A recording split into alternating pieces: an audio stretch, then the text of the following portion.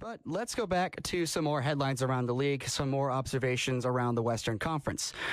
The St. Louis Blues are in a very contentious Central Division. They are currently behind the Chicago Blackhawks, who are a perfect 6-0 on the season.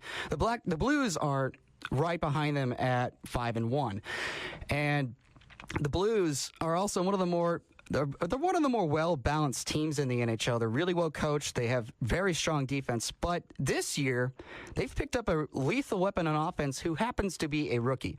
His name is Vladimir Tarasenko. Now, a little background information on him. He was drafted 16th overall in the 2010 draft.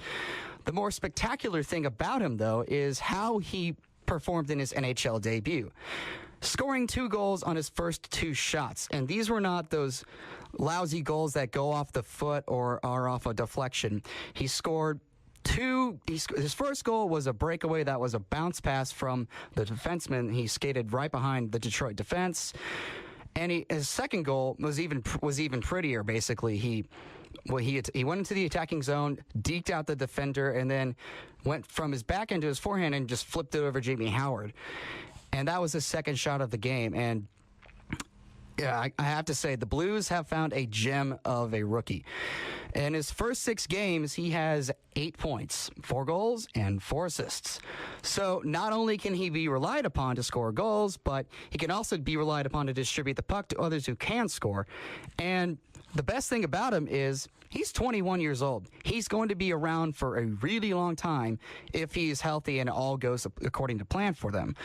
Now, in contrast, let's discuss the Los Angeles Kings, who were off to a really slow start, let's just say the least. Now, there's always the talk of teams having a Stanley Cup hangover since the Kings won the Stanley Cup in 2012.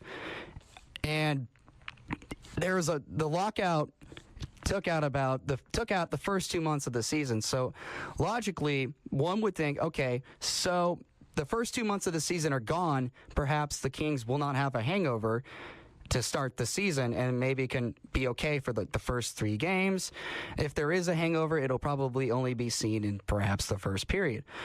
Well, throw logic out the window because the Kings were just abysmal their first 3 games. They were embarrassed on Stanley Cup banner night against the Chicago Blackhawks, losing 5-2.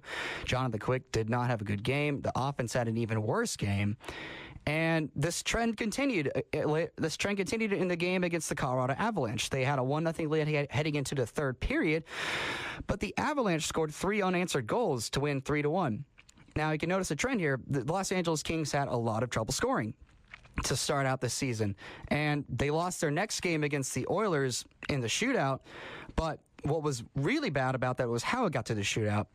The Kings allowed Nail Yakupov to score with 4 seconds left in the game, and that goal has also been a little bit point of controversy because of how Nail Yakupov celebrated it. And they lost in the shootout, and after 3 games, the Kings had scored 4 goals the entire year. But if anything, the Kings sort of started to look like the team that everybody saw post-2012 trade deadline, which is when the Kings went on fire in March and later on in the last month of the regular season, and also just basically went on one of the most dominant runs in the Stanley Cup playoffs that history has ever seen. They went 16-4, which is nothing short of spectacular as an 8 seed, they were the first team to go 3-0 in every playoff series that they played, which that is truly remarkable. And it was a lot of fun to watch, even for me as a non-Kings fan.